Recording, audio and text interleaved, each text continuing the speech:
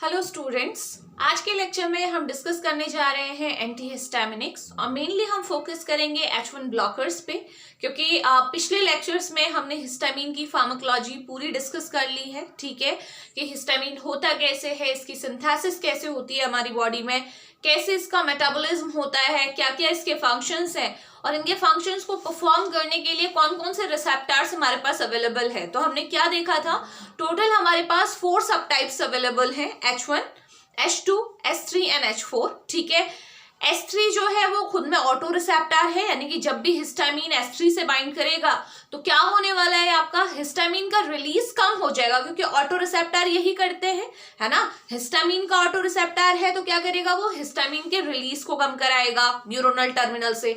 अगर नॉरएड्रेनालिन का auto receptor जैसे अल्फा 2 है, वो क्या करेगा, जब भी आपका नॉरएड्रेनालिन उससे बाइंड होगा तो नॉरएड्रेनालिन का release from the nerve terminal क्या हो जाएगा, कम हो जाएगा। तो H3 तो हमें पता है कि ये ऑटो रिसेप्टर है। H4 के बारे में मैंने आपको बताया था कि इसकी अभी भी इस पे बहुत सारी रिसर्च चल रही है, बट लास्ट में जो आपका एक कंक्लूजन निकल के आया था उससे हमें यही पता चला था कि ये जो रिसेप्टर्स हैं ये हमारे इम्यून सिस्टम में हमारी इम्यून सेल्स के लिए बहुत इंपॉर्टेंट रोल प्ले करते हैं। ठीक है, तो वो भी हम ऑलरेडी डिस्कस कर चुके हैं। फिर हमने जो मेजर हमारे 2 सब टाइप हैं, यानी कि H1 रिसेप्टर और H2 रिसेप्टर, इन दोनों को भी डिटेल में देखा था। हमने देखा था कि किस तरीके से जो H2 रिसेप्टर है वो क्या करता है, गैस्ट्रिक एसिड सिक्रीशन को बढ़ाता है। इसी वजह से अगर H2 रिसेप्टर ओवर एक्टिवेट हो जाए आपका, क्योंकि हिस्टामिन से ही होगा ऑब्वियसली, तो उसकी वजह से क्या होगा, आपका H2 रिसेप्टर के ओवर एक्टिवेशन की वजह से गैस्ट्रिक एसिड सिक्रीशन बहुत ज्यादा होने लगेगा। और जब एसिड सिक्रीशन बढ़ जाता है तो उसकी वजह से आपको पता होगा कौन सी बीमारी होती है, पेप्टिक अल्सर। ओके, तो अल्सर होने के चांसेस होते हैं, चाहे वो गैस्ट्रिक अल्सर हो यानी कि अल्सर इन द स्टमक, चाहे वो ड्यूडेनल अल्सर हो, यानी कि आपका अल्सर कहाँ हो रहा है, आपकी स्मॉल इंटेस्टाइन में हो रहा है। और कंबाइन अगर आपका गैस्ट्रिक अल्सर भी है और ड्यूडेनल अल्सर भी है तो इन दोनों को कंबाइन फॉर्म में हम क्या बोलते हैं, पेप्टिक अल्सर, है ना। तो ये हम पहले ही बता चुके हैं। और H2 receptor, basically H2 receptor पे काम करने वाली सारी मेडिसिन हम ऑलरेडी डिस्कस कर चुके हैं in the treatment of peptic ulcer. ठीक है, पेप्टिक अल्सर का ट्रीटमेंट हमने जो देखा था उसमें हमने H2 रिसेप्टर टारगेटेड ड्रग देखी थी, कैसे सिमेटिडीन, रेनिटिडीन, फैमोटिडीन ये सारी वर्क करती है, H2 रिसेप्टर को ब्लॉक करके एसिड सिक्रेशन को सप्रेस करती है। तो आज का जो हमारा एंटीहिस्टामिनिक है वो बेसिकली किस पे फोकस करेगा, H1 एंटीहिस्टामिनिक पे। ये क्योंकि हमें पता है कि H1 रिसेप्टर से जब भी हिस्टामिन बाइंड होता है तो क्या क्या इफेक्ट आते हैं, ब्लड वेसल्स में हमारी वेसल्स डायलेट हो जाती है। अगर मैं स्मूथ मसल स्पेशली ब्रोंकाई की बात करूं तो ब्रोंको कॉन्स्ट्रिक्शन हो जाता है, तो सांस लेने में दिक्कत आने लगती है। इसके अलावा हमें पता है कि हिस्टामिन हमारा एक न्यूरोट्रांसमीटर की तरह भी वर्क करता है, और वहां पे ये क्या करता है, वेकफुलनेस के लिए हमारा रेस्पॉन्सिबल होता है, और साथ ही साथ ये हमारी एपेटाइट को कम करता है, इंसान को भूख कम लगेगी। ठीक हो गया। इसके अलावा ये हमारी सेंसरी नर्व एंडिंग को भी क्या करता है, स्टिमुलेट करता है। तो पेन, आपका जो पेन परसेप्शन हो रहा है या फिर ईचिंग जो हो रही है हिस्टामिन की वजह से, वो आपका इसी वजह से हो रहा है, क्योंकि ये सेंसरी नर्व जो हमारे टर्मिनल्स होते हैं उनको एक्टिवेट कर देता है। ठीक हो गया। तो ये सारे फैक्ट आते थे हमारे H1 की वजह से। अब आप क्या पढ़ने जा रहे हैं, H1 ब्लॉकर यानी कि H1 एंटीहिस्टामिनिक। कौन सी ऐसी सिचुएशन होंगी जब आपको इन ड्रग्स की जरूरत पड़ेगी, H1 एंटीहिस्टामिनिक्स आपको क्यों जरूरत पड़ रही है। तो बहुत सिंपल सी बात है कि अगर, ठीक है, अगर कोई इंसान, सपोज किसी इंसान को कोई एलर्जिक रिएक्शन हुई है, ठीक है, तो एलर्जिक रिएक्शन आपको पता है हिस्टामिन के जितने भी इफेक्ट आ रहे हैं H1 की वजह से, मोस्टली जो इफेक्ट आ रहे हैं वो ही आपके एलर्जिक सिम्टम्स हैं। ठीक है, जैसे ब्रोंको कॉन्स्ट्रिक्शन हो रहा है तो सांस लेने में दिक्कत आ रही है, तो एलर्जिक रिएक्शन के टाइम पे ये होता है ना। अगर मैं हे फीवर की बात करती हूँ तो वो उस टाइम पे भी क्या होता है, आपका ब्रीदिंग डिफिकल्टी होती है।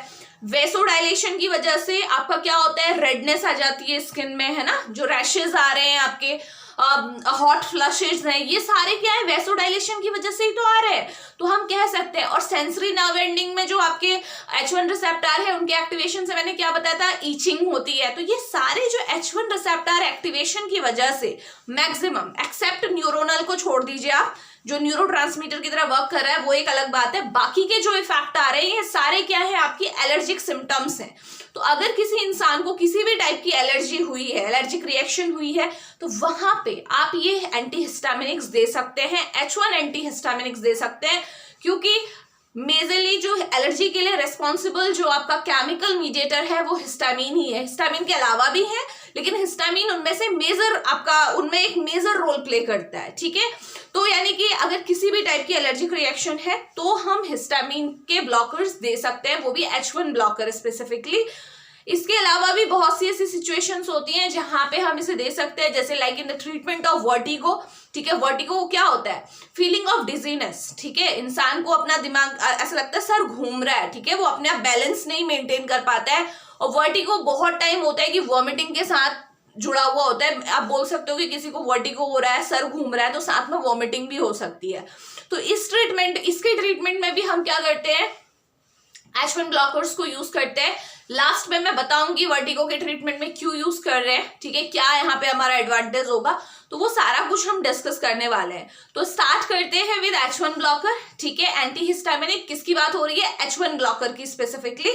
H1 के सारे फैक्ट हमने देख लिए। अब हम देखेंगे कि भाई H1 ब्लॉकर्स का सबसे पहले हम देखते हैं कि जो हमारी एंटीहिस्टामिनिक यानी कि H1 ब्लॉकर, ठीक है। H1 ब्लॉकर्स का अगर हम क्लासिफिकेशन देखें तो इन्हें दो क्लास में हम स्टडी करते हैं। पहला हमारा क्या है? फर्स्ट जनरेशन, यानी कि जो सबसे पहले मेडिसिन आई होंगी उनको आप क्या बोलोगे? फर्स्ट जनरेशन, है ना, यही तो होता है। उसके बाद जो मेडिसिन निकल के आई वो हमारी क्या है? Second generation antihistaminic. अब देखते हैं दोनों में क्या डिफरेंस है, फर्स्ट जनरेशन और सेकेंड जनरेशन में। तो सबसे पहली बात तो ध्यान रखेंगे कि फर्स्ट जनरेशन के अंदर जो भी मेडिकेशन आती है वो क्या है? हमारी हाईली लिपोफिलिक है, ठीक है। अभी हम देखेंगे फर्स्ट जनरेशन में कौन सी आएगी, उसका क्लासिफिकेशन भी देखेंगे, ठीक है। लेकिन पहले इसे समझ लेते हैं। तो सबसे पहला पॉइंट क्या है कि जो फर्स्ट जनरेशन के अंदर जो मेडिसिन आती है वो क्या है? हाईली लिपोफिलिक है। और इनके लिपोफिलिक मतलब लिपिड लविंग, और यही एक रीजन है जिसकी वजह से ये हमारे ब्लड ब्रेन बैरियर को क्रॉस कर जाती है। क्योंकि आप जानते हो ना, ब्लड और ब्रेन के बीच में एक बैरियर है ना, जिसे BBB बोलते हैं, ठीक है। तो कोई भी चीज अगर आपने ली है, आपके ब्लड में प्रेजेंट है, तो ऐसा नहीं है कि सारी की सारी चीजें आपके ब्रेन में जाएगी और आपके ब्रेन के फंक्शन को ऑल्टर करेगी। लेकिन जो ड्रग्स बहुत ज्यादा लिपोफिलिक होती हैं, जो कंपाउंड बहुत ज्यादा लिपिड लविंग होते हैं, वो आसानी से वो BBB को क्रॉस कर जाते हैं और आपके ब्रेन में चले जाते हैं, और इसी वजह से ब्रेन का फंक्शन आपका क्या होता है? ब्रेन के फंक्शन ऑल्टर होते हैं, ठीक है। वो डिपेंड करेगा आपकी ड्रग पे कि वो कौन से फंक्शन को ऑल्टर करेगा, ठीक है। तो सबसे पहली बात, दे आर हाईली लिपोफिलिक, और due to their lipophilicity they can cross BBB, blood brain barrier को ये क्या कर जाएंगे? क्रॉस कर जाएंगे। और क्रॉस करने के बाद ब्रेन पे इनका क्या इफेक्ट आता है? सिडेशन, ठीक है। क्योंकि ये BBB को क्रॉस कर जाते हैं और हमारे ब्रेन में इनकी एंट्री हो जाती है, तो उसकी वजह से इफेक्ट क्या आता है आपका? सिडेशन, नींद आएगी, ठीक है। तो ये आपको ध्यान रखना है कि पूरा आपका ये तो समझ में आता है ना, सिडेटिव हिप्नोटिक्स के बीच का डिफरेंस। हिप्नोटिक्स जिसकी वजह से नींद आ गई पूरी, सिडेटिव जिसमें नींद आने की फीलिंग आएगी, आपको बॉडी में बहुत कामनेस सी फील होगी, ठीक है। ऐसी सिचुएशन में इंसान कोई भी ऐसे फंक्शन नहीं कर सकता, लाइक ड्राइविंग है आपका, ठीक है, जिसमें मेंटल अलर्टनेस की जरूरत है। इसीलिए बोला जाता है कि अगर H1 ब्लॉकर्स आपने लिए हुए हैं तो आप उस टाइम पे ऐसी कोई एक्टिविटीज ना करें जहां पे आपको क्या चाहिए? अपना पूरा मेंटल, आपको एक कंसंट्रेशन की जरूरत है, ठीक है।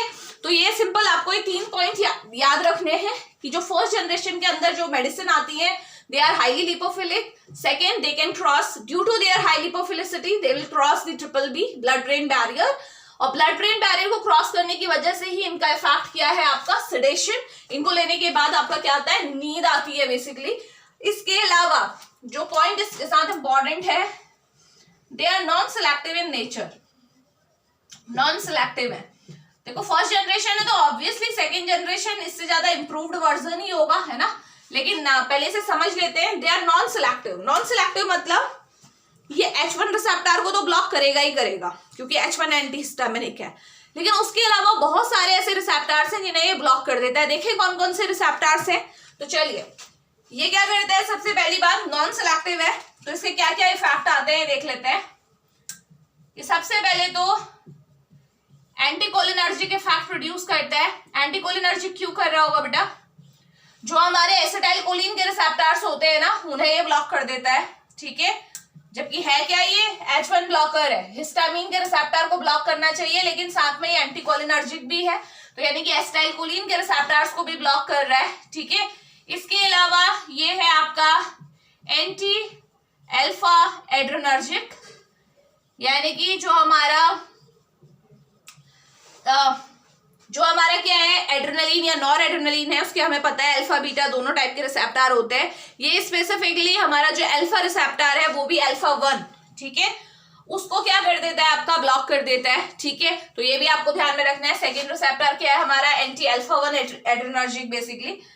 नेक्स्ट हमारा जो इफेक्ट है इसका, या जो जिस रिसेप्टर पे काम करता है वो है आपका सेरोटोनर्जिक रिसेप्टर, ठीक है। 5HT के जो रिसेप्टर्स हैं, तो यहाँ पे सीधे लिख देंगे आप एंटी सेरोटोनर्जिक रिसेप्टर, ठीक है। तो ये क्या करेगा, आपका सेरोटोनिन यानी कि 5HT के जो रिसेप्टर्स हैं उन्हें भी ब्लॉक कर देता है। तो देख रहे हैं आप, है H1 ब्लॉकर, लेकिन क्या कर रहा है, एसिटाइलकोलिन के रिसेप्टर को भी ब्लॉक कर रहा है, नॉरएड्रेनलिन के रिसेप्टर को भी ब्लॉक कर रहा है, साथ में 5HT के रिसेप्टर्स को भी ब्लॉक कर रहा है। और यही नॉन सेलेक्टिविटी की वजह से, ये जो नॉन सेलेक्टिविटी है, इसी की वजह से फर्स्ट जनरेशन जो हमारी एंटीहिस्टामिनिक्स है, इनके साथ बहुत सारे आपके क्या है, साइड इफेक्ट होते हैं। तो फटाफट से यहीं पे देख लेते हैं, ठीक है। अब एंटीकोलिनर्जिक इफेक्ट आ रहा है, ठीक है, एंटीकोलिनर्जिक है, इसकी वजह से क्या क्या प्रॉब्लम आएगी बताओ? आपने पढ़ा हुआ है एंटीकोलिनर्जिक की वजह से क्या क्या प्रॉब्लम आती है। ड्राइनेस ऑफ माउथ, है ना, क्योंकि ये सिक्रीशन के लिए रिस्पॉन्सिबल होता है। साथ में आपका क्या होगा, क्योंकि कोलिनर्जिक सिस्टम की वजह से क्या होता है, हमारी जीआई मोटिलिटी बढ़ती है, तो इसकी वजह से जीआई मोटिलिटी कम होगी, तो it will result in constipation, ठीक है, मोटिलिटी भी कम होगी। भाई हमें पता था कि इसकी वजह से जो हमारा कोलिनर्जिक सिस्टम है, हमारा जो एसिटाइलकोलिन है बेसिकली, इसकी वजह से क्या होता था, हमारा यूरिनेशन होता था। तो अगर इसको हम ब्लॉक करा रहे हैं तो इसका मतलब हमारा क्या होगा, यूरिनरी रिटेंशन होगा, है ना, यूरिनरी रिटेंशन। यानी कि आपको सारे वो इफेक्ट जो मैंने कोलिनर्जिक सिस्टम के बताए हुए हैं, एसिटाइलकोलिन के बताए हुए हैं, और वो भी स्पेसिफिकली मस्कैरिनिक, मैंने यहाँ मेंशन नहीं किया है। एंटीकोलिनर्जिक जो आपका रिसेप्टर है, ये स्पेशली किसको ब्लॉक करेगा, आपका मस्कैरिनिक रिसेप्टर को। तो मस्कैरिनिक रिसेप्टर के थ्रू एसिटाइलकोलिन के जो भी इफेक्ट प्रोड्यूस होते हैं, वो सारे के सारे क्या हो जाएंगे, आपके ब्लॉक हो जाएंगे। लाइक हमें पता था मस्कैरिनिक की वजह से ही हमारा क्या होते थे, सिक्रीशंस होते थे, चाहे सलाइवेशन है आपका, तो ये आपका क्या हो रहा है, नहीं हो रहा है, तो इसलिए ड्राइनेस ऑफ माउथ हुआ। इसी की वजह से जो मस्कैरिनिक रिसेप्टर है, उन्हीं की वजह से हमारी जीआई की मोटिलिटी मेंटेन रहती है, कॉन्ट्रैक्शन पेरिस्टाल्टिक मूवमेंट होते हैं पूरे ट्रैक्ट में, ताकि जो भी फूड आपने लिया है वो अच्छे से आगे की ओर मूव कर सके। क्योंकि वो नहीं है, वो इफेक्ट आपने ब्लॉक करा दिया है वाया H1 ब्लॉकर, तो क्या होगा, इंसान कॉन्स्टिपेशन हो जाएगा इंसान को, क्योंकि वो जो भी आपका बोलस है या जो भी आपका फीकल मटेरियल है, वो लार्ज इंटेस्टाइन से आगे की ओर जाएगा ही नहीं, तो एक्सक्रीट कहाँ से होगा, ठीक है। नेक्स्ट आपका क्या है, आपको पता होना चाहिए कि हमारा जो एसिटाइलकोलिन हमेशा क्या करता है, जब भी हमारे यूरिनरी ब्लैडर में प्रेजेंट रिसेप्टर से बाइंड होता है तो यूरिनेशन स्टार्ट हो जाता है ना, urine formation, urine excretion start हो जाता है। बट क्योंकि वो इफेक्ट ब्लॉक हो चुका है, तो इस वजह से क्या होगा, यूरिनरी रिटेंशन। तो ये एडवर्स इफेक्ट ध्यान रखिएगा। नेक्स्ट है आपका एंटी अल्फा 1 एड्रेनर्जिक। अब बताइए, अल्फा 1 रिसेप्टर ब्लॉक होगा तो उसकी वजह से क्या आपके इफेक्ट आएंगे। अल्फा 1 मेनली किस चीज के लिए रिस्पॉन्सिबल है, आपका ब्लड प्रेशर। अल्फा 1 जब भी एक्टिवेट होता है तो क्या होता है, बीपी बढ़ता है, लेकिन यहाँ पे क्या है, एंटी अल्फा 1 है, तो इसीलिए बीपी क्या हो जाएगा, आपका ब्लड प्रेशर कम हो जाएगा। और जब भी ब्लड प्रेशर कम होता है, अल्फा ब्लॉकर्स की एक आपका आप बोल सकते हो एक इसके साथ आपका इफेक्ट एसोसिएटेड है, जो आपने पढ़ा हुआ है, रिफ्लेक्स टैकीकार्डिया, ठीक है। जब भी क्या होता है, मैंने पहले भी आपको बताया है कि जब हमारा ब्लड प्रेशर कम होता है, ठीक है, तो हमारी बॉडी, जब हमारी ब्लड वेसल्स जो है सिग्नल सेंड करती है ब्रेन को, तो ब्रेन को क्या लगता है कि भाई बीपी एग्जैक्टली कम हुआ है। वो ये नहीं देखता कि किसी मेडिसिन की वजह से हुआ है, इस इंसान ने अल्फा ब्लॉकर लिया हुआ है, इस वजह से बीपी कम है। तो वो सिंपल क्या करेगा, वो हार्ट को मैसेज भेजेगा, क्या बोलेगा हार्ट से कि भाई ब्लड प्रेशर कम है, आपको हार्ट रेट को भी बढ़ाना पड़ेगा, साथ में कार्डियक आउटपुट को भी बढ़ाना पड़ेगा, सो दैट जो डिमांड है वो पूरी हो सके, ठीक है। वहां पे ये नहीं देखा जा रहा है कि प्रॉब्लम ब्लड प्रेशर वैसे ठीक है, लेकिन वो मेडिसिन की वजह से हो रहा है, ठीक है। तो मैसेज गया ब्रेन को, बीपी कम हुआ ना, मैसेज गया ब्रेन को, ब्रेन ने हार्ट को मैसेज भेजा, हार्ट ने फटाफट से क्या किया, आपका हार्ट रेट बढ़ा दिया, ज्यादा काम करना स्टार्ट कर दिया और कार्डियक आउटपुट बढ़ गया, तो ये जो आपका हार्ट रेट बढ़ता है इसको क्या बोलते हैं हम, टैकीकार्डिया। तो ये आपका क्या है, सेकेंड आपका एडवर्स इफेक्ट है, वो क्या है, रिफ्लेक्स टैकीकार्डिया। ठीक है, रिफ्लेक्स टैकीकार्डिया क्या होता है समझ जाना चाहिए। अगर कोई ड्रग बीपी को कम कर रही है, ठीक है, और हार्ट पे उसका कोई इफेक्ट नहीं है, अभी अल्फा रिसेप्टर का हार्ट पे इफेक्ट नहीं है, तो हार्ट बिल्कुल फ्री है, ब्रेन उसे मैसेज भेजेगा तो हार्ट अपना फंक्शन परफॉर्म करेगा ही करेगा। ठीक है, तो इसीलिए ये अल्फा ब्लॉकर है, अल्फा 1 ब्लॉकर, तो ये इफेक्ट आपको देखने को मिलेंगे। इसके अलावा भी बहुत सारे इफेक्ट है, लाइक सेक्सुअल डिसफंक्शनिंग हो सकती है, क्योंकि अल्फा 1 रिसेप्टर इजैकुलेशन के लिए बहुत इंपॉर्टेंट है। ठीक है, वो सारी चीजें आप अलग से कर सकते हैं, सारा मैंने पढ़ाया हुआ है। नेक्स्ट है हमारा एंटी सेरोटोनर्जिक। ठीक है, इसकी वजह से क्या होगा भाई, सेरोटोनिन के रिसेप्टर भी आपके ब्लॉक हो रहे हैं, तो मेनली जो यहां से आपको इफेक्ट देखने को मिलेगा वो क्या होगा आपका, इसकी वजह से जो एपेटाइट है वो बढ़ जाएगी। ठीक है, हमने देखा था ना कि जो हमारा सेरोटोनिन का 5-HT2C रिसेप्टर है, ठीक है, 5-HT2C रिसेप्टर की बात कर रही हूं मैं, सारे रिसेप्टर आपने पढ़े हुए हैं। तो जो ये 2C रिसेप्टर है ये क्या करता है हमारा, इसकी वजह से हमारी क्या होती है, एपेटाइट आपकी सप्रेस होती है। ठीक है, एपेटाइट को कम करने का काम करता है, इसीलिए हम उसे एंटी ओबेसिटी, उसको उसके एगोनिस्ट जो भी वो रिसेप्टर है उसके एगोनिस्ट को हम एंटी ओबेसिटी ड्रग की तरह यूज करते हैं, जिसमें फेनफ्लोरामीन हमने देखा था। ठीक है, तो अब अगर आप उस रिसेप्टर को ब्लॉक कर दें तो क्या होगा, एपेटाइट कम होने की वजह आप क्या होगी, एपेटाइट बढ़ेगी। तो ये एंटी सेरोटोनर्जिक इफेक्ट में आप ये इफेक्ट देख सकते हो कि आपका एपेटाइट आपकी इंक्रीज हो गई। इसके अलावा भी बहुत सारे इफेक्ट है जो आप देख सकते हैं, हमने डिटेल में पढ़ा हुआ है, मैं केवल उन्हीं पे फोकस कर रही हूँ जो अभी हमारा मेजर कंसर्न है। ठीक है, जो हमारे काम भी आने वाला है। तो ये आपके क्या है, सारे एडीआर्स है, एडवर्स इफेक्ट है जो एसोसिएटेड है with the first generation H1 blocker. क्यों है, क्योंकि they are non selective in nature, अपने रिसेप्टर को ब्लॉक तो करती है, साथ में कोलिनर्जिक के मस्कैरेनिक रिसेप्टर, एड्रेनर्जिक सिस्टम के अल्फा 1 रिसेप्टर और सेरोटोनर्जिक जो हमारे रिसेप्टर्स हैं इनको ब्लॉक कर देती है। तो ये सारे एडीआर्स हमें देखने को मिलेंगे, इन्हें मैंने डिटेल में आपको समझा भी दिया है कि भाई क्यों आए ये इफेक्ट। अब इसके बाद जो एक इसका इंपॉर्टेंट, यहीं पे मैं इसे बता देती हूँ, हालांकि उसे हम बाद में डिस्कस करेंगे। देखो इस कैटेगरी में जो ड्रग आती है फर्स्ट जनरेशन, ये तो हमें समझ में आ गया कि मैक्सिमम इसके एडवर्स इफेक्ट हैं। ठीक है, लेकिन क्योंकि ये इस कैटेगरी में आने वाली ड्रग H1 रिसेप्टर को तो ब्लॉक करती है, प्लस एंटीकोलिनर्जिक यानी कि M1 रिसेप्टर को भी ब्लॉक करती है। ठीक है, ये जो ब्लॉकेट है, ठीक है, ये दोनों की ब्लॉकेज हो रही है, यानी कि H1 तो ये ब्लॉक हो ही रहा है नेचुरली क्योंकि H1 ब्लॉकर है, लेकिन साथ में एंटीकोलिनर्जिक भी है। एंटीकोलिनर्जिक यानी कि M1, M2, M3 तीनों को ब्लॉक करती है। मेरा यहाँ पे मेन हमारा कंसर्न है M1 से, तो हम क्या बोल रहे हैं कि H1 और M1 दोनों की ब्लॉकेज करने की वजह से ये इस कैटेगरी में आने वाली ड्रग बहुत अच्छे से यूज होती है for the management of vertigo. ये मैं फाइनल में जब लास्ट एंड होगा लेक्चर का, वहां पे हम डिस्कस करेंगे कि वर्टिगो है क्या, किस तरीके से होती है। तो ये जो वर्टिगो है आपका, ठीक है, जो डिजीनेस हो रही है, हेड स्पिनिंग हो रही है, सर घूम रहा है, ठीक है, चक्कर आना जिसे बोलते हैं बेसिकली, और आपका पॉस्चर, आपका बैलेंस बिगड़ जा रहा है, और साथ ही साथ वॉमिटिंग भी हो रही है, तो ये दोनों रिसेप्टर उसके लिए रिस्पॉन्सिबल होते हैं। अभी देखेंगे कैसे होते हैं। तो ये दोनों रिसेप्टर की ब्लॉकेज की वजह से ये जो कैटेगरी है फर्स्ट जनरेशन H1 ब्लॉकर, ये बहुत अच्छी आपकी क्या होती है, आप बोल सकते हो, आप बहुत अच्छा ऑप्शन होती है for the treatment of vertigo. ध्यान में रखिएगा। इसके अलावा जो अब बात आती है कि भाई इस कैटेगरी में ड्रग कौन कौन सी आती हैं, ठीक है, इनके बारे में हमने देख तो लिया कि क्या है क्या नहीं है।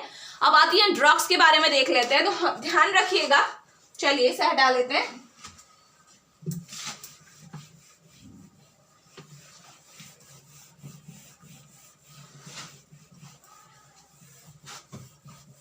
देखिए अभी हमने क्या बोला कि इस कैटेगरी में जो भी ड्रग आ रही है वो क्या कर रही है, आपकी सिडेशन कॉज कर रही है, क्योंकि ये क्या करती है, आपकी जो हमारा ब्लड ब्रेन बैरियर है उसे क्रॉस कर जाती है ना। तो इसलिए इस कैटेगरी में आने वाली ड्रग को हम क्लासिफाई करते हैं on the basis of sedating property. ठीक है, तो सबसे पहली क्लास है आपकी हाईली सिडेटिव। हाईली सिडेटिव अब इस कैटेगरी में वो ड्रग आएंगी जो कि बहुत ज्यादा सिडेशन करती है, ठीक है, हाईली सिडेटिव ड्रग है। तो देखते हैं कौन कौन सी ड्रग है आपकी हाईली सिडेटिव। तो ध्यान रखिएगा, डाइफेनहाइड्रामीन, डाइफेनहाइड्रामीन, नेक्स्ट है हमारे पास हाइड्रोक्सीजीन, प्रोमिथाजीन, ठीक है। ये हमारी जो ड्रग है ये किस में आती है आपकी, ये आती है हमारी हाईली सिडेटिव की कैटेगरी में, यानी कि इन मेडिसिन को लोगे तो इसके बाद, इसके लेने के बाद जो सिडेशन होगा बहुत ज्यादा होगा, ठीक है। नेक्स्ट हमारे पास जो कैटेगरी आती है वो है मॉडरेटली सिडेटिव, यानी कि ना ज्यादा सिडेशन होगा ना कम होगा, बीचों बीच का सिडेशन अगर जो ड्रग्स दे रही है उन्हें हम देख लेते हैं कौन कौन सी है। मॉडरेटली सिडेटिव की कैटेगरी में कौन सी ड्रग आती है आपकी, ड्रग है हमारी क्लोर,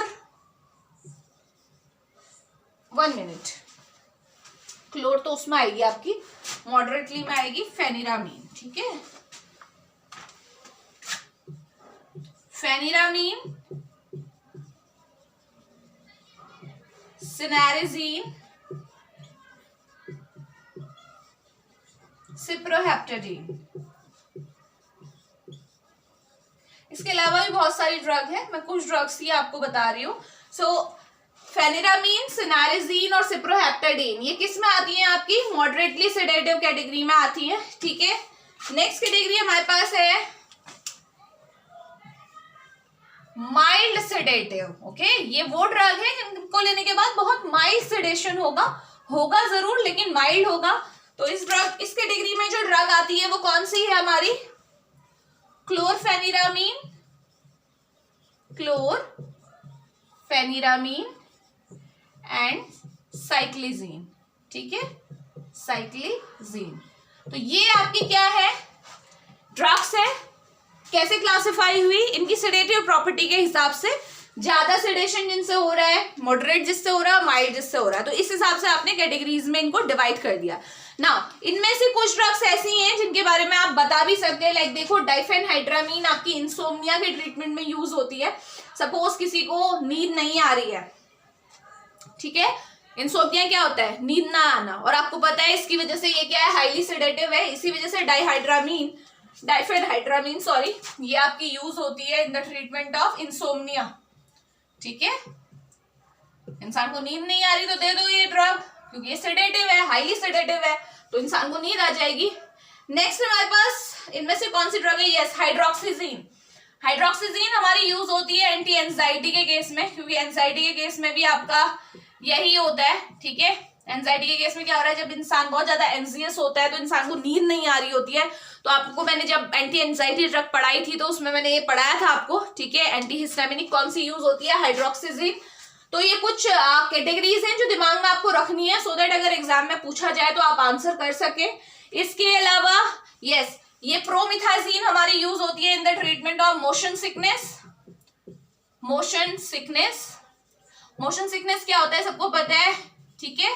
जब हम ट्रैवल करते हुए अगर वॉमिटिंग हो रही है, हम अगर किसी हिली एरिया में जाते हैं तो क्या होता है, जब ट्रैवल कर रहे होते हैं तो हमारे एयर फ्लूइड में क्या हो जाता है, आपका इम्बैलेंस हो जाता है, फ्लूइड बहुत ज्यादा ऑसिलेट करता है। जो हमारे इनर एयर में फ्लूइड है ना हमारा पैरालिम्फ एंडोलिम्फ, उसमें बहुत ज्यादा मूवमेंट होने लगते हैं, और उस मूवमेंट की वजह से ही हमारी नर्व्स आपकी एक्टिवेट होती है, वेस्टिबुलर नर्व, और जो उसकी वजह से हमारा जो वॉमिटिंग सेंटर है वो एक्टिवेट हो जाता है और फाइनली वॉमिटिंग होती है, ठीक है।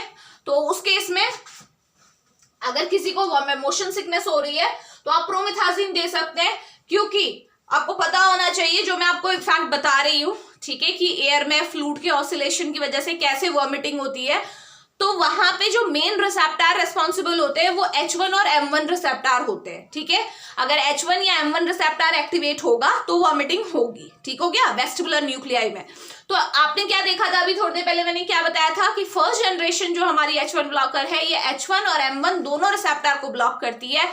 तो जब दोनों रिसेप्टर ब्लॉक हो गए तो वॉमिटिंग कैसे होगी, नहीं होगी ना। तो ये भी हम लोग पूरा समझने की भी कोशिश करेंगे इसे आगे आने वाले टाइम में। सो प्रोमिथाजीन को हम मोशन सिकनेस के ट्रीटमेंट में यूज करते हैं, ठीक है। इसके अलावा यस, सिनारिजीन जो है ये एंटी वर्टिगो ड्रग है, ठीक है, एंटी वर्टिगो के ट्रीटमेंट में यूज होती है। अभी मैंने बताया था वर्टिगो होता क्या है, ठीक है, तो वहां पे हम इसे सिनारिजीन को यूज करते हैं, आगे हम डिस्कस करेंगे इसे भी। सिप्रोहेप्टेडीन बेसिकली ये क्या करती है आपकी, ये हम एपेटाइट स्टिमुलेंट की तरह यूज करते हैं, क्योंकि हमें पता है कि जो हमारा हिस्टामिन की वजह से क्या होता था, एपेटाइट कम होती थी ना H1 रिसेप्टर की वजह से, और H1 ब्लॉकर दोगे तो क्या होगा, एपेटाइट बढ़ जाएगी, है ना। तो सिप्रोहेप्टेडीन को हम क्या बोलते हैं, हम एपेटाइट स्टिमुलेंट की तरह आप यूज कर सकते हो, एपेटाइट स्टिमुलेंट की तरह हम यूज कर सकते हैं। तो ये सारी आपकी क्या है, क्लोरफेनिरामीन आपने देखा होगा जनरली आपकी जो कफ सिरप आती हैं उनमें ये क्लोरफेनिरामीन हमारा प्रेजेंट होता है, ठीक है। तो ये कुछ फैक्ट हैं ड्रग्स के जो इंपॉर्टेंट थे, जो यहाँ पे जानने वाले थे, वो मैंने आपको मेंशन कर दिया है। सो ये था all about the first generation H1 blocker, ठीक है। नाउ अब बात करते हैं हम सेकेंड जनरेशन H1 ब्लॉकर्स के बारे में। फर्स्ट जनरेशन हम डिस्कस कर चुके हैं, ठीक है।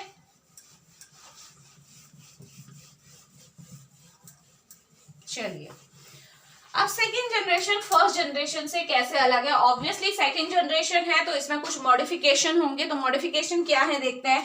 सबसे पहली बात, ये क्या है आपकी, लेस लिपोफिलिक है, वो हाईली लिपोफिलिक थी ना, ये क्या है आपका लेस लिपोफिलिक है, और कम लिपोफिलिक होने की वजह से ये क्या करती है आपकी, ये हमारे ट्रिपल बी को क्रॉस नहीं करती है, don't cross triple B, blood brain barrier को क्रॉस नहीं कर पाती है इस कैटेगरी की जो मेडिसिन है, ठीक है।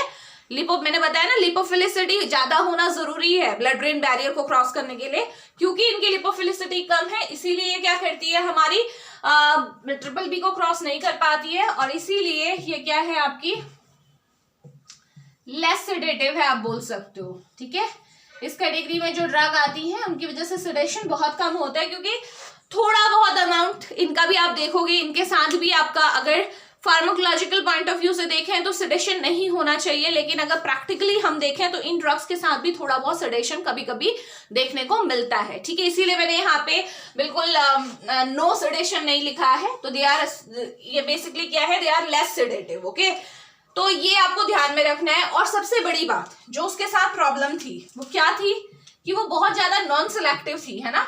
अपने रिसेप्टर्स को तो ब्लॉक कर ही रही है H1 को, उसके साथ साथ आपका मस्कैरेनिक रिसेप्टर भी ब्लॉक कर रही है, अल्फा 1 भी ब्लॉक कर रही है, सेरोटोनर्जिक रिसेप्टर भी ब्लॉक कर रही है, बट इसकी खासियत क्या है, ये क्या है आपका सिलेक्टिव है। सिलेक्टिव होने का मतलब ये केवल क्या करेगी, आपका H1 को ब्लॉक करेगी। इसके साथ वो एडवर्स इफेक्ट आपको देखने को नहीं मिलेंगे जो आपको फर्स्ट जनरेशन के साथ देखने को मिल रहे थे, ठीक है। तो इतना आपको इसके बारे में ध्यान रखना है। तो इसी वजह से इसका यूज जो है केवल और केवल एलर्जिक सिचुएशन में किया जाता है। जैसे आपने फर्स्ट जनरेशन में आपने देखा था उसके बहुत यूज थे। यूज क्यों थे, क्योंकि आपको पता था ये मस्कैरेनिक रिसेप्टर को भी ब्लॉक कर रही है, तो इसीलिए आप मोशन सिकनेस में यूज कर रहे हो। आपने ये देखा था कि ये बहुत ज्यादा सिडेटिव है, इसलिए आप इंसोम्निया के ट्रीटमेंट में यूज कर रहे हो, एंटी एंजाइटी की तरह यूज कर रहे हो, है ना। उसके यूज भी, क्योंकि उसके इफेक्ट बहुत सारे थे इसीलिए यूज भी बहुत सारे थे, बट ये जो है बहुत स्पेसिफिक है, ये केवल H1 रिसेप्टर को ब्लॉक करती है। इसी वजह से इन्हें क्या करते हैं, हम केवल एलर्जिक सिचुएशन में यूज करते हैं, इस कैटेगरी में यूज होने वाली ड्रग, ठीक है। जो भी हमारी कैटेगरी आएगी, तो इसमें पहले ड्रग्स देख लेते हैं कौन कौन सी है, ठीक है। तो देखिए कौन कौन सी ड्रग आती है इस कैटेगरी में। सिट्राजीन, लीवोसिट्राजीन, दोनों में डिफरेंस क्या है, केवल आइसोमर्स का डिफरेंस है, ठीक है। ये लीवो आइसोमर है, और पता होना चाहिए कि जो सिट्राजीन है उसके साथ, हालांकि मैं बार बार बोल रही हूँ कि फार्माकोलॉजिकल इफेक्ट के हिसाब से देखो तो सेडेशन नहीं होना चाहिए, लेकिन फिर भी बहुत सारी रिपोर्ट्स ऐसी आई जिसमें निकल के आया कि सिट्राजीन लेने के बाद भी क्या होता है, सेडेशन होता है, ठीक है। तो इसीलिए इसका लीवो आइसोमर तैयार किया गया, ठीक है। ये तो सबको पता है ना, आइसोमर्स डेक्स्ट्रो और लीवो, यानी कि ये ऑप्टिकल जो आपका जो प्लेन पोलराइज लाइट होती है उसको रोटेट कराने की प्रॉपर्टी को ही बोलते हैं ना। तो अगर लेफ्ट साइड में रोटेट हो रहा है तो उसे लीवो आइसोमर्स बोलेंगे, अगर लाइट पड़ने के बाद जो लाइट है वो राइट साइड में रोटेट हो जा रही है आपकी, तो उसे क्या बोलते हैं, हम डेक्स्ट्रो आइसोमर्स बोलते हैं। तो बेसिकली ये लीवोसिट्राजीन इसीलिए बनाई गई क्योंकि सिट्राजीन के साथ थोड़ा बहुत सेडेशन होता था, लीवो के साथ वो प्रॉब्लम नहीं है, ठीक है। इसके अलावा हमारी जो ड्रग है वो कौन सी है, लोरेटिडीन एंड डेसलोरेटिडीन। ठीक है, ये आपकी क्या है, ये भी दो ड्रग है जो आपको दिमाग में रखनी है। और ध्यान में रखिएगा कि ये जो लोरेटिडीन है आपका ना, ये लोरेटिडीन का एक्टिव मेटाबोलाइट डेसलोरेटिडीन है। जब लोरेटिडीन आप लोगे तो वो उसका मेटाबॉलिज्म होके क्या मिलेगा आपको, डेसलोरेटिडीन ही मिलेगा। तो ऑप्शनल है, चाहे आप लोरेटिडीन डायरेक्ट लीजिए चाहे डेसलोरेटिडीन लीजिए, लेकिन आपको दोनों में आपका कोरिलेशन पता होना चाहिए कि लोरेटिडीन का मेटाबॉलिज्म होने के बाद हमें एक्टिव फॉर्म मिलती है जो कि क्या है, डेसलोरेटिडीन। ठीक है, इसके बाद नेक्स्ट हमारे पास जो ड्रग आती है वो है फेक्सोफेनाडिन। फेक्सोफेनाटिडीन एक्चुअल में फेक्सोफेनाटिडीन के साथ एक और ड्रग यहाँ पे मैं बता सकती हूँ आपको, वो अब लेकिन इतनी यूज नहीं होती है, मार्केट से विड्रॉ हो गई है वो, लेकिन यहाँ पे मैं बता देती हूँ, टर्फेनाडीन। ठीक है, ये हमारी ड्रग है टर्फेनाडीन। ठीक है, ये बेसिकली क्या करती है, ध्यान में रखिएगा, टर्फेनाडीन का जब मेटाबॉलिज्म होता है तब हमें क्या मिलता है, फेक्सोफेनाटिडीन मिलता है, सेम ऊपर की तरह। ठीक है, जैसे लोरेटिडीन के मेटाबॉलिज्म में आपको डेसलोरेटिडीन मिल रहा था, वैसे ही सेम टर्फेनाडीन आपकी ड्रग है जिसके मेटाबॉलिज्म से हमें क्या मिलता है, फेक्सोफेनाटिडीन मिलता है। दोनों में डिफरेंस क्या है, क्यों ऐसा हुआ कि टर्फेनाडीन मार्केट से विड्रॉ हो गई लेकिन फेक्सोफेनाटिडीन मार्केट में चल रही है, बहुत अच्छी मेडिसिन है। तो होता क्या है, जो टर्फेनाडीन था ना, टर्फेनाडीन क्या था, पोटेशियम चैनल ब्लॉकर इफेक्ट दिखाता था, पोटेशियम चैनल ब्लॉकेज। ठीक है, और इसी ब्लॉकेज की वजह से ये आपका क्या करता था, जो हमारा अगर ईसीजी आपको पता है तो ईसीजी में जो हमारा क्यूआरएस कॉम्प्लेक्स है ना, उसे ये क्या कर देता था, आप बोल सकते हो क्यूआरएस कॉम्प्लेक्स को आपका प्रोलॉन्ग कर देता था। ठीक है, जो इंटरवल होते हैं ना दोनों के बीच में वो बढ़ जाते थे। ठीक, तो इसी रीजन की वजह से, क्योंकि टर्फेनाडीन की वजह से ये प्रॉब्लम आ रही थी, जैसे टॉर्सिडी पॉइंट भी बोलते हैं, जो हमने एंटी एरिथमिक ड्रग में पूरा डिटेल में पढ़ा हुआ है। ठीक है, तो टर्फेनाडीन की वजह से क्योंकि हमारे ईसीजी में चेंज आ रहा था, ठीक है, टाइप ऑफ एरिथमिया हो रहा था, तो इसीलिए टर्फेनाडीन को तो मार्केट से विड्रॉ कर दिया गया। लेकिन सबसे इंपॉर्टेंट बात यह है कि टर्फेनाडीन तो ये काम करता था, लेकिन फेक्सोफेनाटिडीन की कोई भी टॉक्सिसिटी नहीं थी। समझ में आ रहा है, यही कारण है कि फेक्सोफेनाटिडीन अभी भी आपका बहुत यूजफुल ड्रग है। ठीक है, सेकेंड जनरेशन H1 ब्लॉकर, जबकि टर्फेनाडीन को मार्केट से विड्रॉ कर दिया गया due to potassium channel blockage property, और जिसकी वजह से आपका क्यूआरएस जो कॉम्प्लेक्स था, बेसिकली क्यूटी प्रोलॉन्गेशन आप बोल सकते हो, क्यू और टी के बीच में जो आपकी PQRST वेव आती है, क्यू और टी के बीच में जितना टाइम लगना चाहिए उससे ज्यादा टाइम लगना है अब। ठीक है, क्योंकि पोटेशियम चैनल ब्लॉक हो गए। आप जानते हो ना, पोटेशियम चैनल जब खुलेंगे तभी जाके इंपल्स नीचे आएगी, रिपोलराइजेशन होगा और नई इंपल्स जनरेट होगी। जब पोटेशियम चैनल ब्लॉक हो चुके हैं तो वो इंपल्स नीचे कैसे आएगी, नई इंपल्स आने में टाइम बहुत ज्यादा लगेगा। तो आप सीधे ये कह सकते हो, क्यूआरएस की जगह मैं यहाँ पे, अगर ज्यादा बेटर ये रहेगा कि हम लिखें कि क्यूटी प्रोलॉन्गेशन हो रहा है। ठीक है, क्यूटी यानी कि क्यू और टी वेव के बीच का जो गैप है वो बहुत ज्यादा हो गया है, क्योंकि पोटेशियम चैनल ब्लॉक हो चुके हैं। ठीक है, और फॉर डिटेल आप एंटी एरिथमिक का लेक्चर देख सकते हैं। ठीक है, तो ये है आपका, यस, ये हमारी ड्रग्स है जो बेसिकली यूज होती है सेकेंड जनरेशन H1 ब्लॉकर्स की तरह, और इनके बारे में मैं पहले ही बता चुकी हूँ, क्योंकि ये बहुत ज्यादा सिलेक्टिव है, इसीलिए इन्हें केवल एलर्जिक सिचुएशन में यूज करते हैं। ठीक है, तो ये था आपका क्या, एंटी हिस्टामिनिक्स। अब जो मैंने आपसे बार बार मैं बोल रही थी वही हम डिस्कस करने जा रहे हैं। ठीक है, आई होप सबको समझ में आ गया होगा कि फर्स्ट जनरेशन और सेकेंड जनरेशन के बीच में क्या डिफरेंस है, और जो जो इससे रिलेटेड आपके इंपॉर्टेंट पॉइंट थे जो आपसे कॉम्पिटिटिव एग्जाम में पूछ सकते हैं, वो मैंने यहाँ पे आपको बता दिए हैं। ठीक है, तो अब बात आती है, बार बार एक टर्म यूज हो रही थी, मैं बार बार कह रही थी कि जो एंटी हिस्टामिनिक्स है, H1 एंटी हिस्टामिनिक, वो भी फर्स्ट जनरेशन, ये वर्टिगो के ट्रीटमेंट में यूज होती हैं, बोला था ना। तो पहली बात तो वर्टिगो है क्या, वो मैं पहले बता चुकी हूँ आपको। वर्टिगो मतलब ऐसी सिचुएशन है जब इंसान बहुत ज्यादा डिजी फील करता है, उसको लगता है सर घूम रहा है, spinning of head basically, which may be associated with vomiting, साथ ही साथ उसे वॉमिटिंग भी हो सकती है। ठीक है, या तो नॉजिएटेड फील करेगा, केवल आपको नॉजिया की फीलिंग आएगी, या फिर आपको वॉमिटिंग भी हो सकती है। तो ये जो सिचुएशन है इसे हम क्या बोलते हैं, वर्टिगो बोलते हैं। अब बात ये आ रही है कि भाई ये डिजीनेस, ठीक है, और ये जो हेड स्पिनिंग हो रही है ये किस वजह से हो रही है, या फिर ये वॉमिटिंग किस वजह से हो रही है, बेसिकली ये वर्टिगो का क्या रीजन है। तो ध्यान में रखिएगा, वैसे तो वर्टिगो के बहुत सारे रीजन हो सकते हैं, लेकिन जो सबसे इंपॉर्टेंट रीजन है, जो सबसे ज्यादा देखने को मिलता है, वो है एयर प्रॉब्लम। ठीक है, अगर आपके एयर में कुछ प्रॉब्लम आ गई है, ठीक है, प्रॉब्लम मीन्स अभी मैं 1 बाय 1 सारी प्रॉब्लम्स आपको बताऊंगी। तो जैसे कभी कभी क्या होता है कि हमारे एयर में ऑब्वियसली कैल्शियम प्रेजेंट होता है, लेकिन अगर कैल्शियम गलत जगह पे आके आपका उसके पार्टिकल डिपॉजिट हो जाए, ठीक है, नियर आप बोल सकते हो नियर आपका जो सेमी सर्कुलर कैनाल है, ठीक है, वहां पे अगर डिपॉजिशन हो जाए उन कैल्शियम का, तो उसकी वजह से प्रॉब्लम आ सकती है। मैं बताऊंगी क्या होने वाला है। दूसरा, सपोज आपके एयर में फ्लूइड बहुत ज्यादा बिल्डअप हो गया है। हमें पता है हमारे इनर एयर में फ्लूइड प्रेजेंट होता है, ठीक है, पेरिलिम्फ, एंडोलिम्फ। अगर बहुत ज्यादा वो फ्लूइड बनने लगे तो उसकी वजह से प्रॉब्लम आ सकती है। ठीक है, ये एयर प्रॉब्लम मैं आपको बता रही हूँ कौन कौन सी प्रॉब्लम्स हो सकती हैं। एक होता है हमारा कि आपके एयर के अंदर कुछ इन्फेक्शन या फिर इन्फ्लामेशन हो गया है, ठीक है, उसकी वजह से भी वो भी एक प्रॉब्लम है जिसकी वजह से वर्टिगो हो सकता है। तो ये जो प्रॉब्लम्स है, जो एयर रिलेटेड प्रॉब्लम्स हैं, इनकी वजह से आपका क्या होता है, वर्टिगो होता है। ठीक है, अब कैसे होता है, पहले तो हम एयर और हमारा जो सेंटर है, जो हमारे पॉस्चर और बैलेंस को मेंटेन करता है, क्योंकि वर्टिगो मैंने बोला आपसे कि इसमें वॉमिटिंग साथ में हो सकती है, लेकिन मेन प्रॉब्लम क्या है, स्पिनिंग ऑफ हेड। आपका बैलेंस खत्म हो जाता है, और बैलेंस के लिए आपका जो एरिया रेस्पॉन्सिबल है आपका, वो आपको बहुत क्लियरली पता होना चाहिए। तो फटाफट से हम देखते हैं। तो होता क्या है, देखो, सबसे पहले जो हमारा सिग्नलिंग पाथ क्या होता है, हमारा जो एयर है, ठीक है, हमारे एयर से बेसिकली एक नर्व निकलती है। कौन सी नर्व है, वो हमारी वेस्टिबुलर नर्व, जिसे हम आगे चल के ये जब कॉशलियर नर्व के साथ कंबाइन होती है तो वेस्टिबुलर कॉशलियर नर्व जिसे बोलते हैं। तो स्पेसिफिकली क्योंकि मुझे वेस्टिबुलर से ही मतलब है, एयर से मतलब है, तो इसलिए मैंने बोला कि एयर से हमारी क्या हो रही है, एक नर्व आपकी क्या है, एयर में रहती है आपकी बेसिकली। अब जब भी एयर से इंफॉर्मेशन कहाँ जाएगी, वेस्टिबुलर नर्व के पास।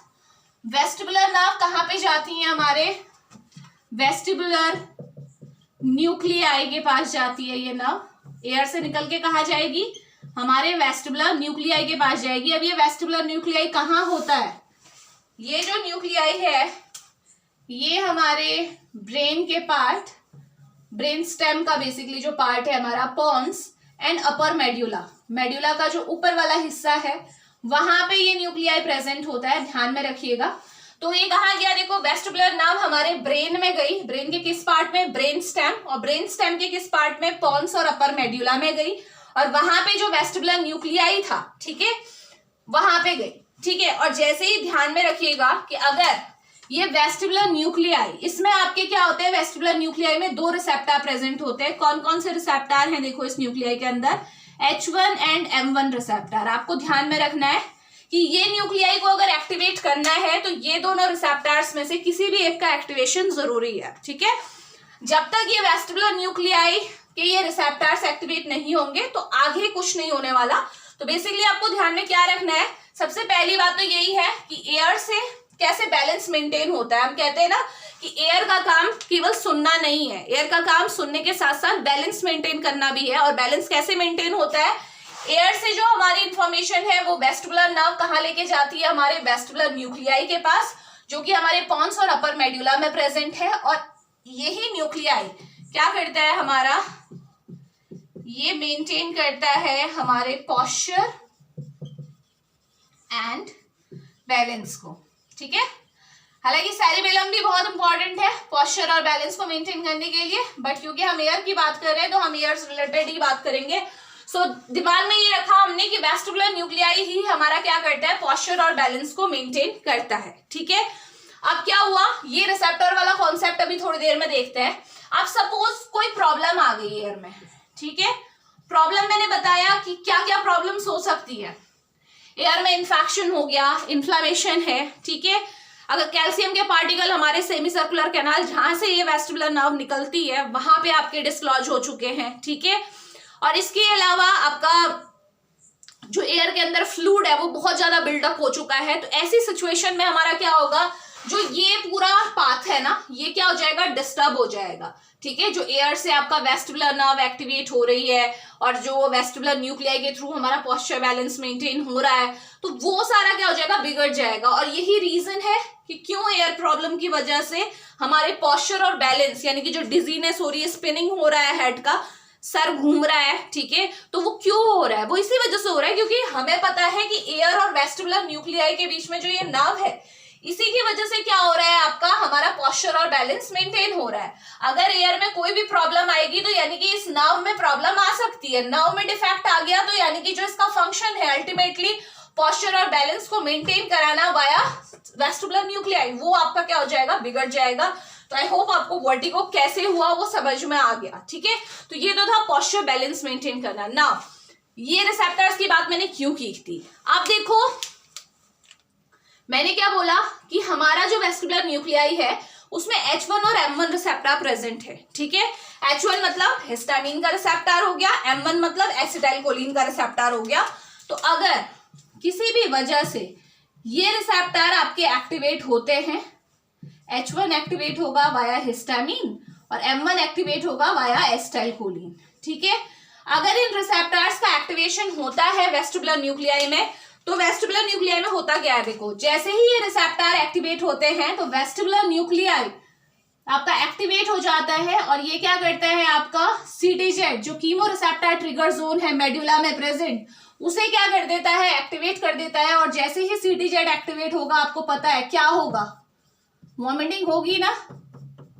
तो वॉमिटिंग क्यों हो रही है वर्टिगो में, समझ में आ रहा है क्यों हो रही है, कि अगर ये रिसेप्टर्स एक्टिवेट हुए किसी भी वजह से, आपका हिस्टामिन इस रिसेप्टर से बाइंड हुआ या फिर एसिटाइलकोलिन इससे बाइंड हुआ, तो इसकी वजह से क्या होता है, मोशन सिकनेस होती है। अभी बोला था ना मैंने, मोशन सिकनेस मतलब वॉमिटिंग जो हो रही है। ठीक है, और वॉमिटिंग वो भी किसकी वजह से, अगर एयर में आपकी प्रॉब्लम हो रही है उसकी वजह से।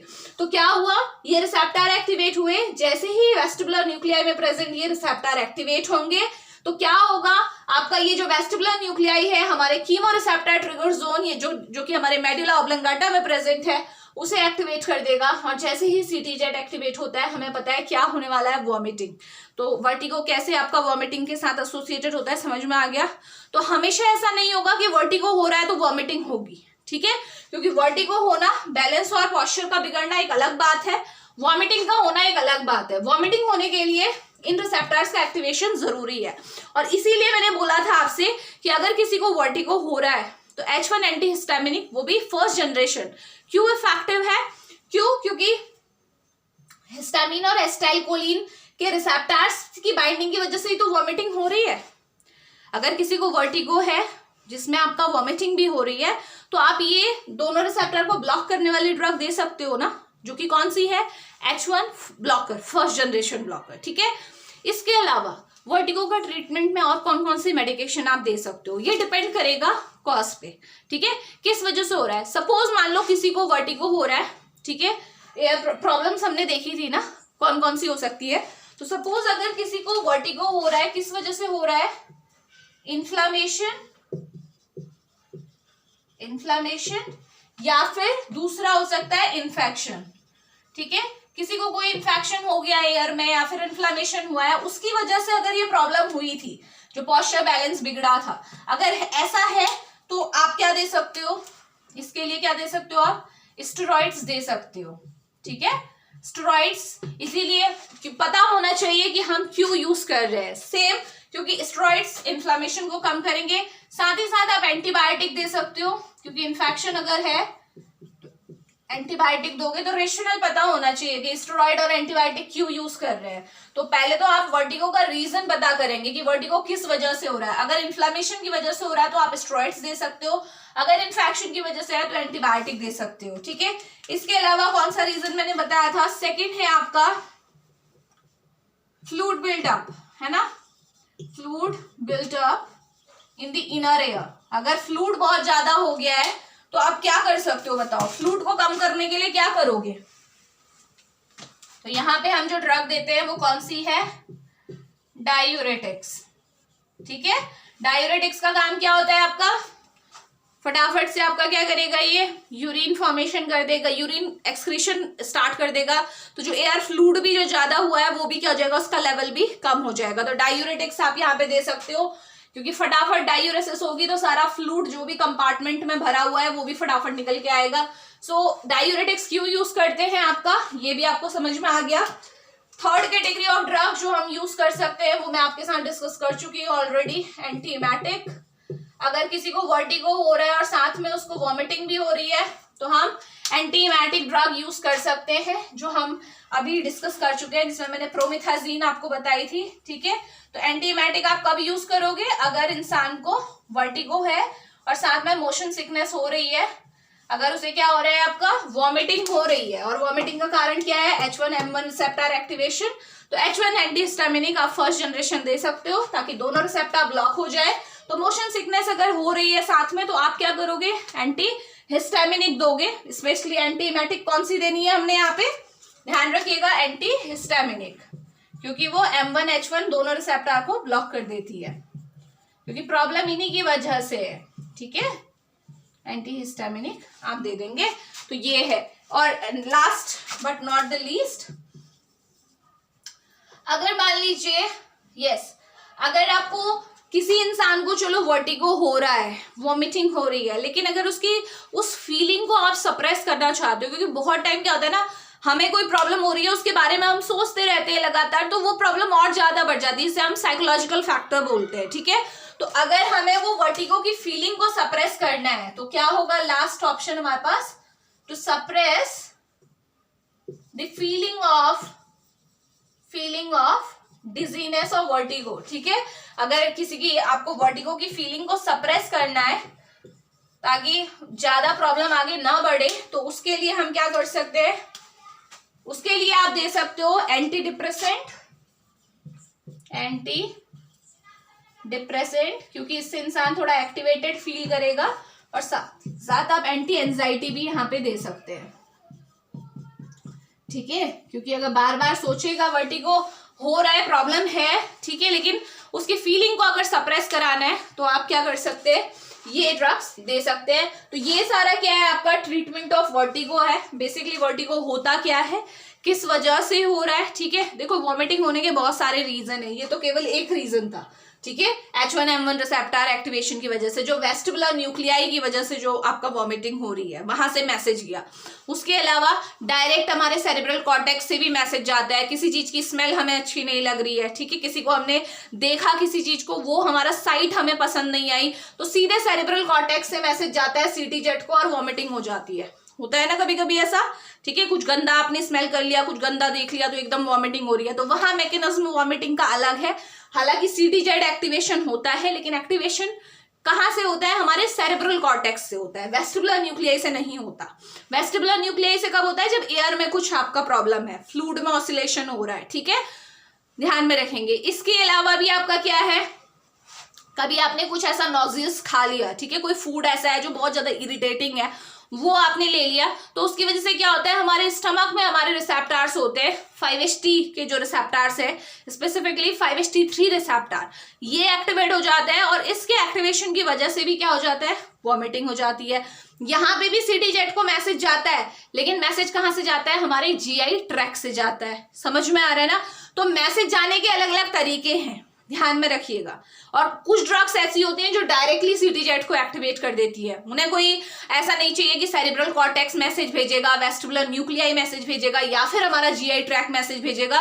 वो डायरेक्टली CTZ पे अपने रिसेप्टर पे बाइंड होती है, लाइक डोपामीन, ओपियोइड्स, ये डायरेक्टली CTZ में इनके रिसेप्टर्स होते हैं। आपका डोपामीन लेवल बढ़ा, आपने ओपियोइड्स लिए हैं, तो सीधे वो रिसेप्टर बाइंडिंग होगी और वॉमिटिंग हो जाएगी। समझ में आ रहा है। तो वॉमिटिंग होने के बहुत सारे तरीके हैं, but in case of vertigo, अगर वर्टिगो एसोसिएटेड वॉमिटिंग है तो वो वहां पे जो आपका मैसेज जाता है, जो सिग्नल जाता है, वो कहाँ से जाता है, वेस्टिबुलर न्यूक्लियाई से जाता है। और उस सिग्नल के लिए किसकी जरूरत पड़ती है, हमें H1M1 रिसेप्टर एक्टिवेशन की जरूरत पड़ती है। ठीक है, तो ये था ऑल अबाउट वर्टिगो। तो आज के लेक्चर में हमने एंटीहिस्टामिनिक्स कंप्लीट कर दिए, both first generation and second generation. इनके क्या इफेक्ट आते हैं, क्या एडवर्स इफेक्ट होते हैं, वो हम डिस्कस कर चुके हैं। कहाँ हम इन्हें यूज कर सकते हैं वो भी हम देख चुके हैं। और वर्टिगो हमने डिटेल में देख लिया कि भाई वर्टिगो होता क्या है, एंटी वर्टिगो कौन कौन सी ड्रग्स है और उन्हें क्यों यूज किया जा रहा है। वो डिपेंड करेगा कॉज पे कि प्रॉब्लम, एयर प्रॉब्लम कौन सी है। वैसे आपको बता दूं कि जरूरी नहीं है कि एयर प्रॉब्लम होगी उसी की वजह से वर्टिगो होगा। बहुत टाइम क्या होता है, हमारा जो वेस्टिबुलर न्यूक्लियाई है यहाँ पे अगर स्ट्रोक हो जाए, यानी कि यहाँ पे जो ब्लड सप्लाई हो रही है वो एकदम से रुक जाए, तो उसकी वजह से भी क्या होता है, हमारा पोस्चर और बैलेंस बिगड़ जाता है। क्योंकि आपको पता है ना, किसी भी पार्ट को, किसी भी आपके बॉडी के किसी भी ऑर्गन को फंक्शन करने के लिए ब्लड चाहिए। अगर ब्लड की सप्लाई रुक जाएगी तो ये अपना फंक्शन परफॉर्म कर पाएगा क्या? नहीं ना। तो पोस्चर बैलेंस तब भी आपका क्या हो सकता है, खराब हो सकता है। इसके अलावा बहुत टाइम वेस्टिबुलर न्यूक्लियाई में ट्यूमर भी हो जाता है, ठीक है, तो वो भी एक प्रॉब्लम है, ठीक है। तो ऐसी बहुत सारी प्रॉब्लम्स हो सकती हैं जो सेंट्रली हो। ये तो पेरिफेरल प्रॉब्लम थी, ठीक है, पेरिफेरल से रिलेटेड प्रॉब्लम थी। सेंट्रली हो सकता है कि वेस्टिबुलर न्यूक्लियाई में ही कोई आपकी ऐसी प्रॉब्लम आ जाए, जैसे मैंने स्ट्रोक बताया, ट्यूमर बताया, उसकी वजह से भी आपका क्या हो सकता है, वर्टिगो हो सकता है, ठीक है। तो ये था ऑल अबाउट एंटीहिस्टामिनिक्स। मिलते हैं नेक्स्ट लेक्चर में। Thank you so much.